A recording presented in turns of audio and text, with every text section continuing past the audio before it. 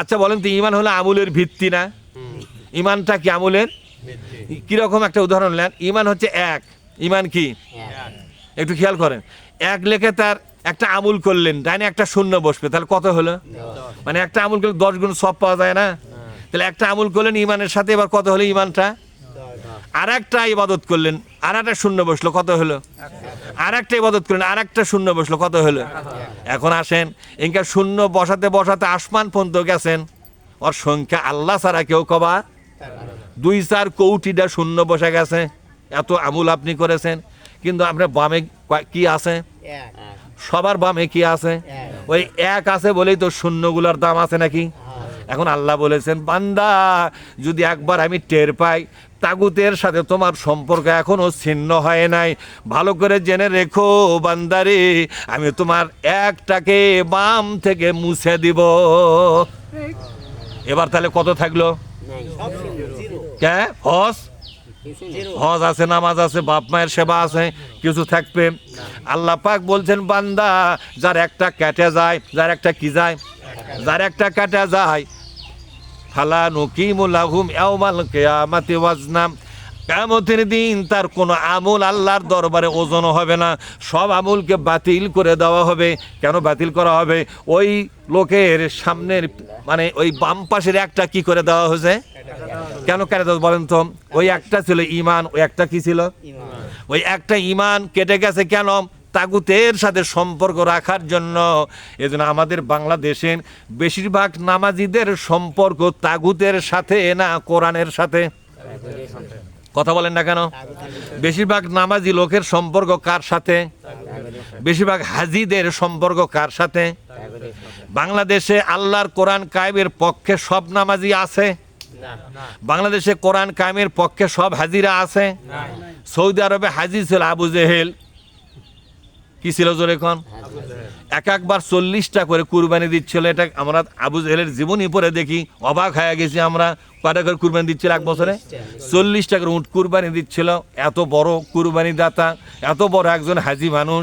কাবা শরীফের মুতাওয়াল্লি ছিল, ইমাম ছিল আবু জেহেল। কি ছিল জোরে কোন? কাবার ছিল ইমাম।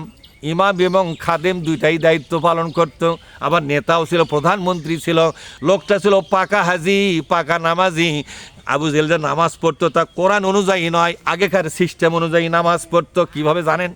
আল্লাহ বলেছেন, ওয়ামা কানা সলাতুহুম, বলেন ওয়ামা কানা সলাতুহুম ইনদাল বাইতি ইল্লা মুকাআও ওয়া তাসদিয়াতান। ওরা কাবা শরীফকে কেন্দ্র করে নামাজ পড়ে, ওদের নামাজ নয়, ওরা খালি হট্টগোল করে। ওদের নামাজ আল্লাহর দরবারে কবুল হয় নাই। ওদের হজও গেছে বাতিল হয়া, ওদের নামাজও গেছে বাতিল হয়া, ওদের রোজাও গেছে বাতিল হয়া। শেষে আবু জেহেলের গোষ্ঠী শুদ্ধা কোথায় গেছে? এরাও কি বিশ্বাস নেই কোন জায়গায় গেছে? ওরা জাহান্নামে গেছে। এই জন্যই গেছে। বিশ্বনবী গোটা সৌদি আরবে কোরআন কায়েম করতে চেয়েছিলেন। আল্লাহ পাক বলছেন, কাতিলুহুম হাত্তা হাত্তা লা তাকুনা ফিতনাতুন ওয়া ইয়াকুনাদ দীনু কুল্লুহু লিল্লাহ। তোমরা যারা ঈমান এনেছো, তোমরাই তো কবুল করেছো আল্লাহর প্রত্যেকটা হুকুম আমি কবুল করে নেব, এই ওয়াদা করেই তো তোমরা ঈমান এনেছো। কলমা ক মানে হলো শপথ করা। কলমা ক মানে কি? আমাদের দেশে ফকিররা কলমা কয়, ফকিররা কলমা কয় লা ইলাহা ইল্লাল্লাহ, বাবা ভিক্ষা দাও। এরা কি ভিক্ষা করার কলমা নাকি এটা? এরা তো ঈমান আনার ঘোষণা। এটা তার শপথ বাক্য। কি বাক্য জোরে বলুন? এটা তার শপথ বাক্য।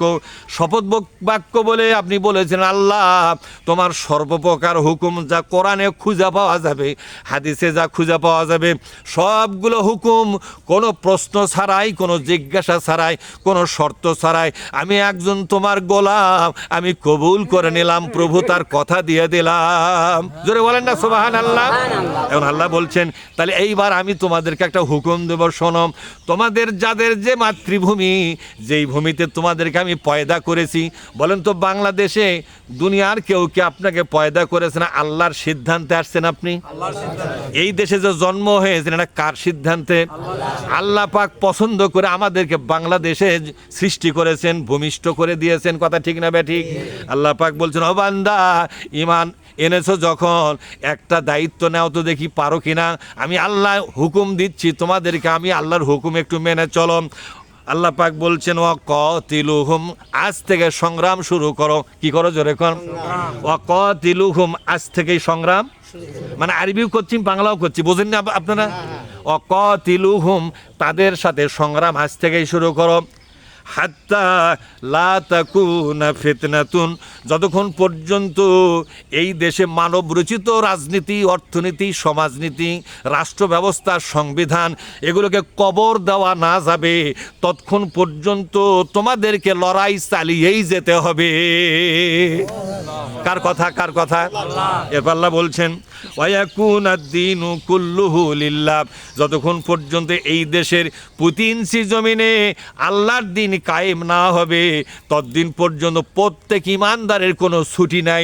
ছুটি ছাড়াই তোমাদেরকে আন্দোলন করতে হবে, একটা মুহূর্তের জন্য ছুটি দেওয়া যাবে না। মানে এই আন্দোলন রাতে দিনে করতে হবে যতদিন পর্যন্ত 64 জেলার মধ্যে ইসলাম পরিপূর্ণভাবে কায়েম না হচ্ছে।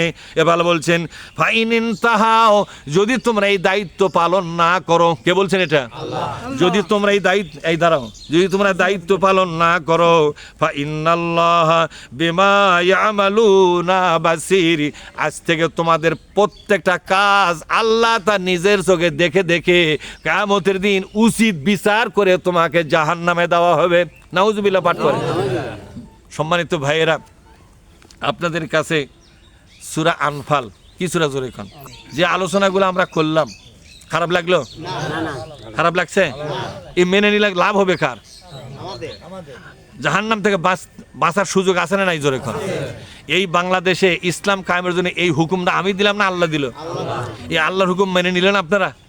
না হাত তুলবেন না, হাত তুলবেন কসকি মেনে নিল, মুখ দেখান, মেনে নিলেন আপনারা? আল্লাহ তাআলা যেন আমাদের সকলকেই আল্লাহর এই পবিত্র হুকুমটা মাথা পেতে গ্রহণ করার তৌফিক দান করেন। আল্লাহুম্মা আমিন। আসসালামু আলাইকুম ওয়া রাহমাতুল্লাহ।